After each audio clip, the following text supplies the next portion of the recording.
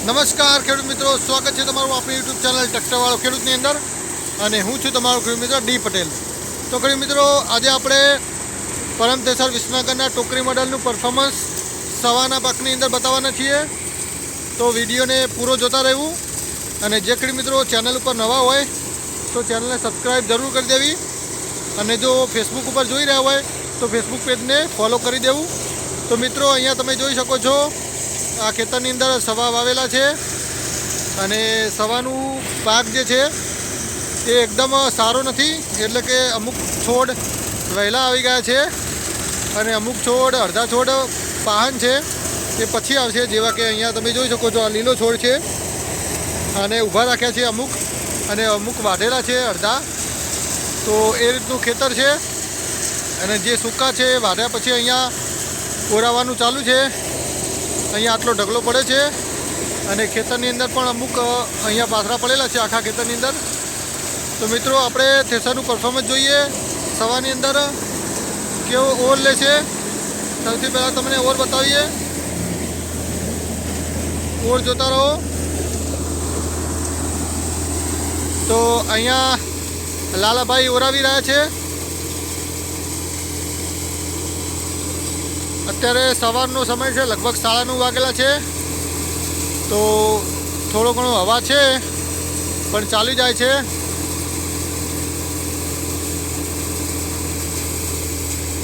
આજે ધૂળેટી છે અને આજે તારીખ થઈ છે 25 માર્ચ 2024.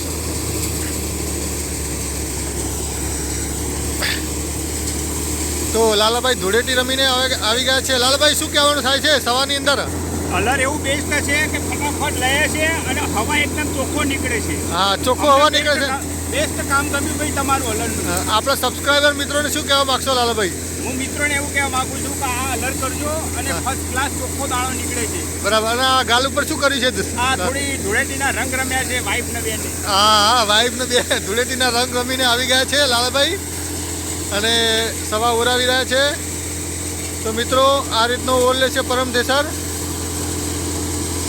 અને અહીંયા બિલકુલ પણ જે કચરો પડે છે એની અંદર દાણો આવતો નથી. સવાની અંદર જે ઢગલો થાય એને પછી નાખી દેવાનો. તો આ રીતનું આ બાજુ પરફોર્મન્સ છે. હવે આપણે સવાની ક્વોલિટી બતાવીએ કે કેવા સવા નીકળે છે.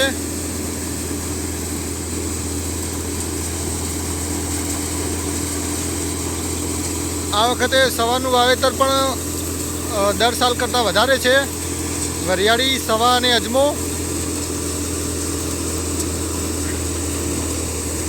અજમા કરતાં લગભગ સવાનું વાવેતર 50% છે. સૌથી વધારે અજમાનું છે, એના પછી વરિયાળીનું છે, એના પછી સવાનું છે. ત્રણેયનું વાવેતર વધારે છે. તો લાંબી સિઝન ચાલે એવું અનુમાન છે. તો હવે આપણે બતાવીએ થેસરનું રિઝલ્ટ, દાણા કેવા નીકળે છે.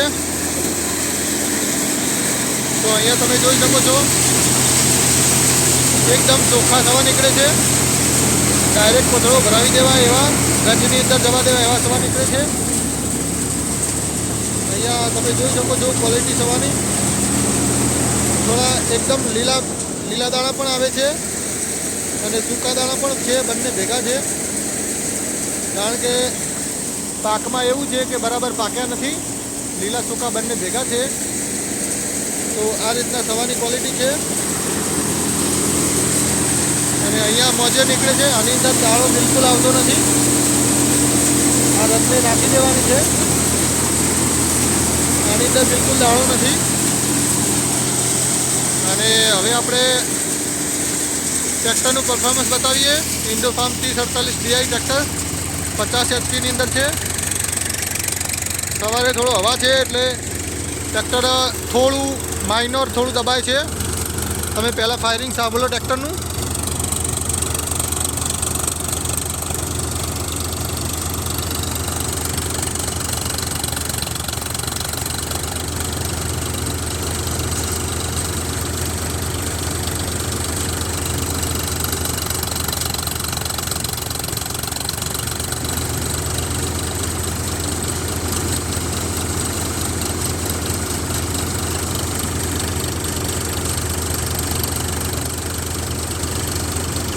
આ રીતનું ટ્રેક્ટરનું ફાયરિંગ છે. લગભગ 100 RPM ડ્રોપ કરીને પાછું ઊભું થઈ જાય છે. અને હવે આપણે પરફોર્મન્સ બતાવીએ તો અહીંયા તમે જોઈ શકો છો 1000 RPM પર ટ્રેક્ટર ચાલે છે અને બિલકુલ પણ RPM ડ્રોપ કરતું નથી. કદાચ લીલો પાથરો આવી જાય તો 50 RPM ડ્રોપ કરીને ફરીથી ઉપડી જાય છે.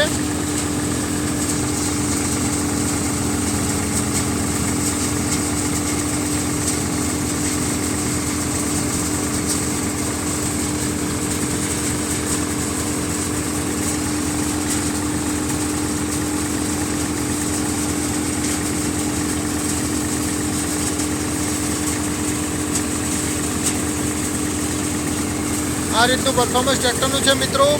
540 લાઈવ પેટીઓની અંદર ચાલે છે. અને આ બાજુ બતાવી દઈએ.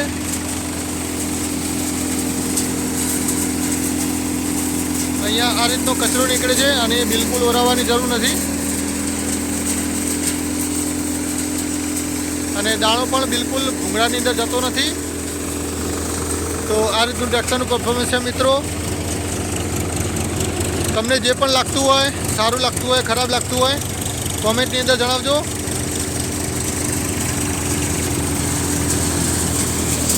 અહીંયા આપણે કોથળાની અંદર બતાવીએ. આ રીતના સવા નીકળે છે મિત્રો. ચોખ્ખા જ છે અને ઉપડવાની કોઈ જરૂર નથી.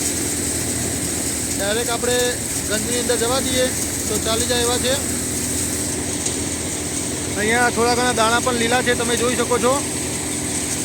તો મિત્રો આ રીતનું પરફોર્મન્સ હતું આપણા પરમતેસર વિસનગરના ટોકરી મોડલનું. અહીંયા કોન્ટેક્ટ નંબર આપેલા છે. ઘણા બધા મિત્રો કોન્ટેક્ટ નંબર માગતા હોય છે તો અહીંયા આપણે વિડીયોની અંદર જ બતાવી દઈએ કે અહીંયા કોન્ટેક્ટ નંબર આપેલા છે. આ નંબર પર ફોન કરીને તમે વધારે માહિતી લઈ શકો છો.